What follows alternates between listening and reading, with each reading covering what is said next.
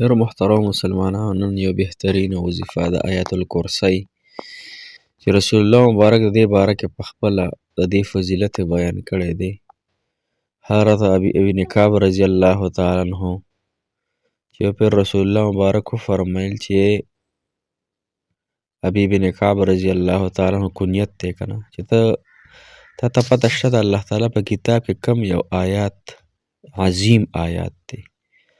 ما عرض وکړو چې د الله رسول صلی الله علیه وسلم دا خو به تاسو ته پته وي چې کم یو آیات په قرآن کریم کې د الله تعالی په کتاب کې عظیم آیات دی.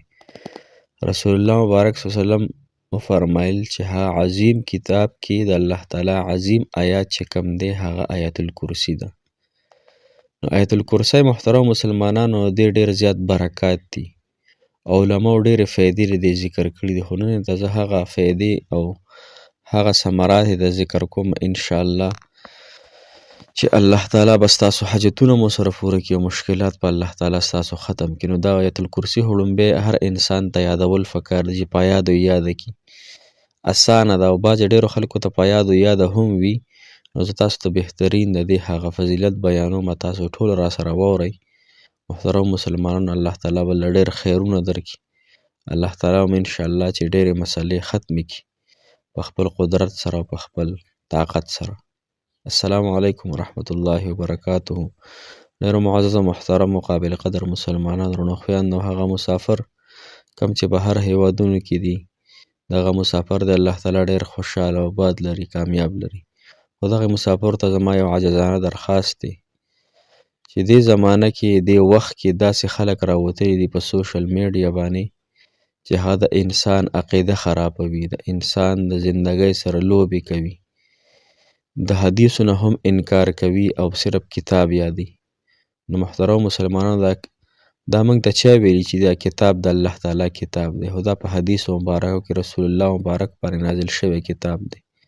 او رسول الله مبارک موږ ته فرمایي چې دا الله تعالی کتاب دی.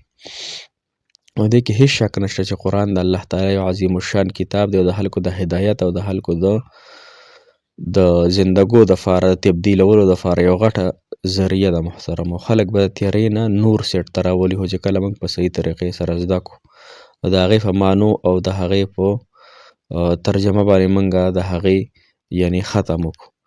نو ډېر داسې خلک راوتلي په دې زمانه کې د ګوره یو خو تاسو دا درخواست دی چې د هر چا بیانونه مه اورئ، د هر چا بیان مه اورئ، ځکه دې کې داسې خلک وي چې هغوی یعنې حدیث د سره نه مني. او څوک چې حدیث نه مني نعوذ بالله هغه رسول الله مبارک نه مني. څوک چې رسول الله مبارک نه مني نو هغه الله نه مني، ځکه نبي پاک صلی الله خاتم النبیین دی، آخري پیغمبر دی. زما او ستاسو په دې باندې عقیده ده. نو ډېر خلک ما اوس یو بیان کاته یو کس دی چې هغه پوره د حدیثو نه ډېرو زیاتو نه انکار کوي، حدیث د سره مني، صرف یې قرآن منم او نور حدیث نه منم. محترم مسلمانانو، نو رسول الله مبارک هره خبره ده د الله تعالی د سیړه، ځکه الله تعالی قرآن کې فرمایي چې کومه خبره نبي پاک صلی الله تاسو ته کوي هغه د الله تعالی د سیړه هغه ته وحی وي. نو تاسو درخواست دی انشاءالله چې هم زمونږ حقاني علما دي، کم بهترین ظاهري علما دي چې تاسو ته پته چې دا صحیح مولا دی د هغه بیان اورئ انشاءالله. باقي دا اوس چې راوتلي په دې سوشل میډیا او په ټیک ټاک او په یو څه بل څه دا به د عقیدې خرابې کړي. چا چې عقیده خرابه شوه نو هغه معامله خرابه شوه. محترم مسلمانان، آیت الکرسی یو بهترین آیات د الله تعالی په کلام کې کم علما ذکر کوي چې کم انسان آیت الکرسی د هر فرض مون نفس یو واري وی نو وی د ده او د مرګ یعنې د ده او د جنت تلو په منځ کې به صرف مرګ فرده وي، د له مرګ راتله او دی به جنت ته ډایرکټ داخلیږي. دا علما فرمایي او زما غالب ګمان دی چې د حدیث مبارکه هم مفهوم داسې دی.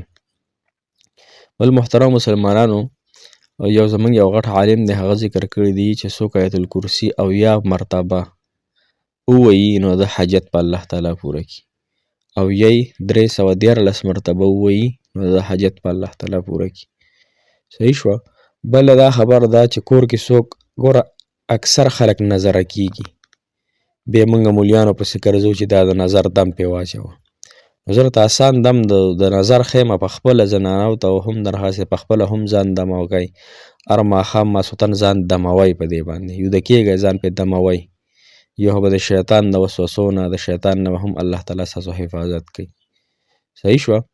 نو ګورئ چې کله هم څوک د نظره شي ماشوم ډېر جاړي یا ستا وجود کې دغه وي وجود دې یعنې دردونه یې پې تکلیف یې درته خوب دله ډېر درځي، نو انسان ته پته لګي چې زه نظره شوی یم، نو هغه دې په ځان باندې ماشاء الله لا حول ولا قوة الا بالله العلي العظیم دا دې وي ماشاء الله لا حول ولا قوة الا بالله العلي العظیم. یو پیر دا وي، یو پیر د آیت الکرسی وي الله لا اله الا هو الحي القیوم، دا غون آیت الکرسی دی وهو العلي العظیم پورې وي. او بیا دې قل یا ایها الکافرون یو پیر، قل هو الله احد یو پیر، قل اعوذ برب الفلق، قل اعوذ برب الناس، دا دې یو پیر په ځان باندې وي. په ټول بدن یې راکاږي، کم ماشوم کور کې جاړي، کم زنانه نظره شي، کم نارینه د نظره شي، کم زناور چیلی ګډه یا غوا میخه د نظره شي، دا خو پې هم دمولی شئ.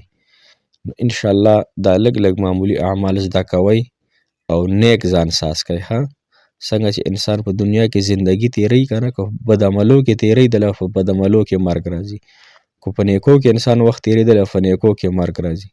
او حدیث مبارک کې راځي چې انسان په کم حال باندې مړ شو په هغې حال باندې او بیا آخرت کې هم پاسي. یو خو راته دا درخواست دی چې خپل ځان سنت مطابق جوړ کړئ، خپله ږیره، خپلې کپړې، خپل ویښته، خپل ځان جسم، خپل هر یو څیز د سنت مطابق جوړ کړئ. محترمو په یو سنت باندې الله تعالی ډېر خوشحالیږي او رسول الله مبارک ته پې خوشحالي نصیب کیږي. نو انشاءالله الله تعالی به تاسو زندگی برابر کړي، تاسو له به الله تعالی خوشحالی درکړي. دا لږه زندگی د په غفلت یې مه تېروئ، د الله تعالی په رضا باندې د رسول الله مبارک په سنتو باندې تېر کړو. نو زمونږ چې کومه همیشه زندگی ده نو هغه پې الله تعالی راله سمه کړي. که نه دا لږه زندگی په غفلت کې تېره کړه د الله تعالی په نافرمانو کې، نن د ګناهونو د وجې نه زمونږ حاجات نه پوره کېږي. چا نه مور خفه ده، چا نه پلار خفه دی، څوک د چا غیبت کوي، څوک د چا کوي، په ګناهونو کې هم مخته دی. سهار شي او ماښام شي زمونږ ته د خپلې زندګۍ پته ونه لګېده چې الله تعالی څه دپاره پیدا کړی. رزق خو الله تعالی هر چا ته ورکوي، هر یو څیز ګوره چې الله پیدا کړي نو د رزق وعده الله تعالی کړې ده که نه. موږ د رزق پسې نه ګرځو بلکې حلال رزق ګټل عبادت دی، لیکن هغې سره سره زموږ چې زندګۍ کم مقاصد دي، د زندګۍ کم اصول دي چې په هغې باندې زندګي تېره کړو. الله تعالی مو خوشحاله لره، الله تعالی مو آباد لره. موږ ته هم دعاګانې کوئ، موږ به تاسو ته دعاګانې کوو چې الله تعالی زموږ زندګي د سنتو موافق وګرځولی کړي، ستاسو زندګي الله تعالی د سنتو موافق وګرځولی کړي. الله تعالی مو دواړه جانه خوشحالۍ نصیب کړه، کامیابۍ نصیب کړه. او انشاءالله دعاګانې به کوو، تاسو موږ ته دعاګانې کوئ، موږ به تاسو ته دعاګانې ډېرې ډېرې کوو چې الله تعالی زمونږ د قبر زندگی، د آخرت زندگی او جنت کې الله تعالی موږ ته عظیم محلات راکړي. زما او ستا دپاره پیدا کړی دی او چې ما او ستا د هغې دپاره انشاءالله ګوره جنت روزانه زما او ستا دپاره ښایسته کېږي، چې ما هم د جنت دپاره هغه ښکلې عظیم کارنامې